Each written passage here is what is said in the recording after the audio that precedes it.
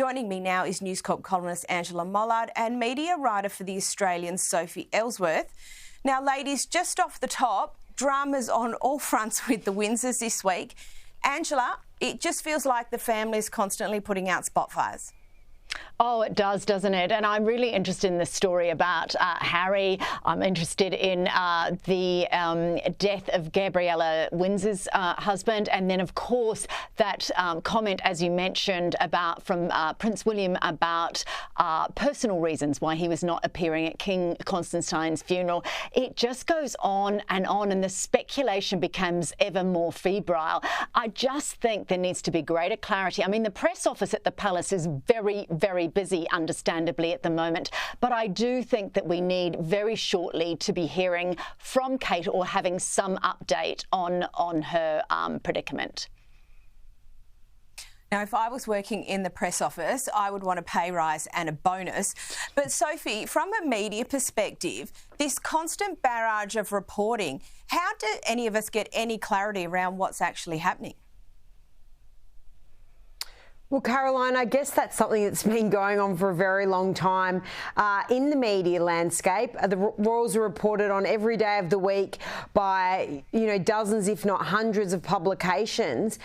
People can't get enough of news around the royals, but there's obviously been a lot of bad news coming out of, what's happening with the royal family, health issues with Prince Charles, concerns about Catherine, and the list goes on. So I'm with Angela. I think there's got to be some good news hopefully coming out from the royal family pretty soon, because it's definitely been a tough few months.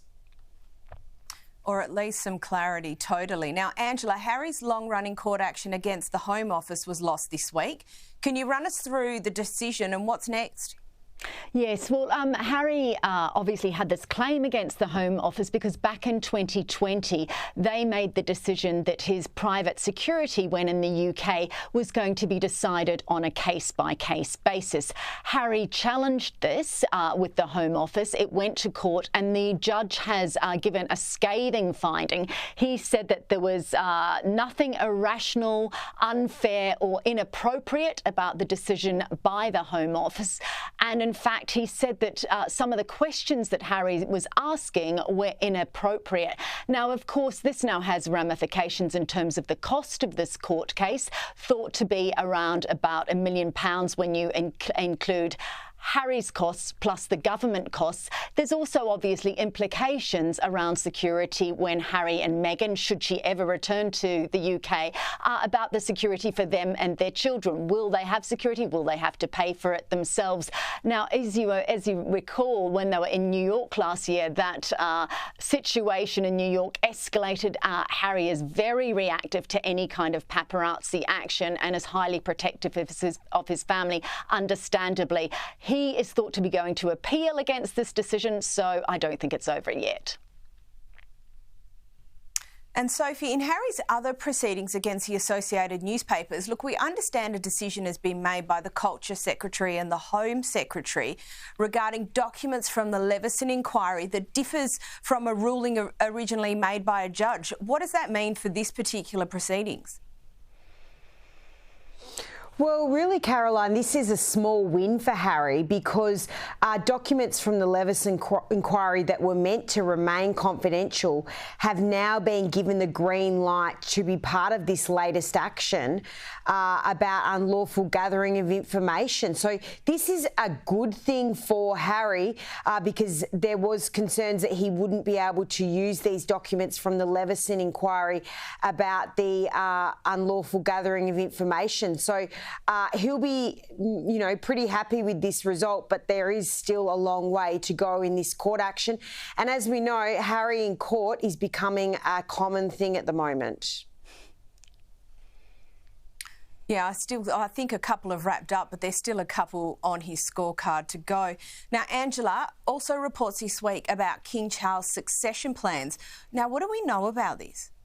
Yeah, little has been said about this, but the suggestion is that he has been considering his succession plans. Look, I think it's very unlikely that a man of 75 coming to the throne late as he did, and now, of course, with that cancer diagnosis, would not be thinking about his succession.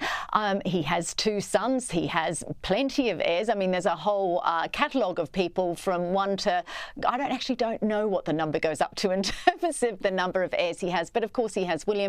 But then, as we have seen in Denmark, when Prince Frederik came to power, he then stepped out of the country, and because of the rules in that country, his 18-year-old son then became in charge, was in charge when he was out of the country. Now, of course, were that to happen if William were to become king, if the current King Charles was to become infirm, and William had to step into that position, of course, George is just a 10-year-old boy. So there would be a lot of thought going into, yes, the slimmed down monarchy. It was something that Charles particularly wanted, but there are moments, particularly in the last few weeks, when you could question whether it has become too slim. So yes, lots of questions behind the scenes, and just in terms of how that will happen, and of course, particularly what role, if any, Prince Harry would have in those succession plans.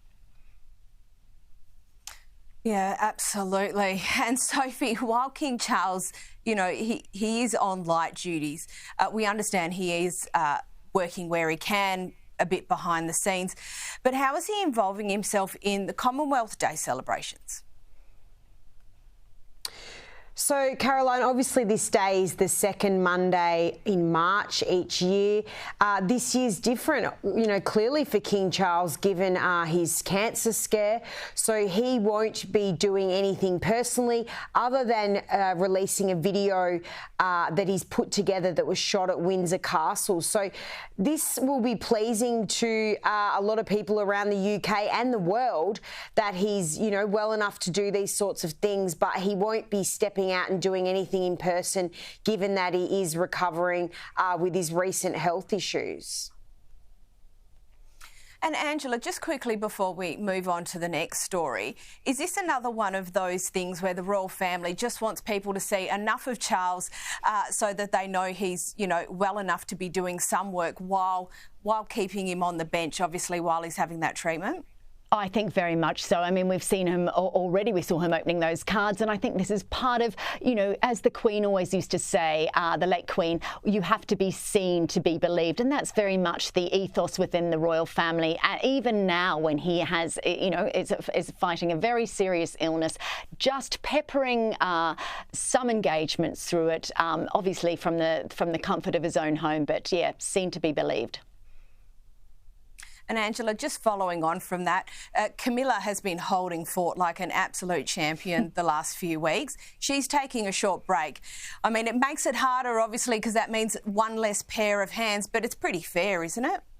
Oh, it's extraordinary. Yes, she's been doing a stellar job. I think she's done 13 engagements since the announcement of Charles having cancer. What's really interesting, Caroline, is that when I stood outside the Ritz Hotel all those years ago in the 90s, when Charles and Camilla came out for the first time, this was the first announcement of their relationship, orchestrated by their then sort of right-hand man, Mark Bolan. Nobody at that stage could ever imagine that you would see Camilla heading up the entire royal family, but we've seen her do that and do it remarkably. It shows just the measure of her love for her husband and the love that she's grown to feel for the monarchy itself. I mean, one of these engagements, which I was, just learned about the day after she went to Sandringham with Charles after that diagnosis, she was due to go down to Winchester Cathedral for an event.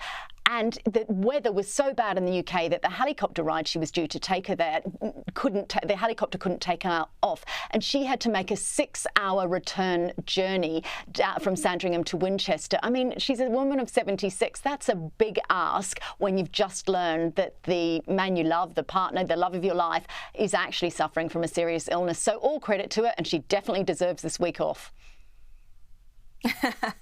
Now, Sophie, Tatler has a great piece about an exhibition of the King's Gallery, but apparently it's not what we might all expect. Well, Caroline, I must say I love an exhibition with the royal family, and when I've been fortunate enough to be in the UK, I'm always looking for which one is next. But this latest one will showcase a lot of young photos of the King, also of his late mother, Queen Elizabeth. There's some beautiful photos, some there on screen that people can have a look at. And look, tickets are already on sale for this exhibition that runs from May through to October, so there's plenty of opportunity to see it, and it'll be a lot of access to photos that the public have never seen before. So definitely well worth the wait, and in my view, be well worth checking out. Yeah, absolutely. Now, Angela, Prince William, he's obviously continued with a number of official engagements, obviously while still trying to spend extra time with his family. What's he been up to this week?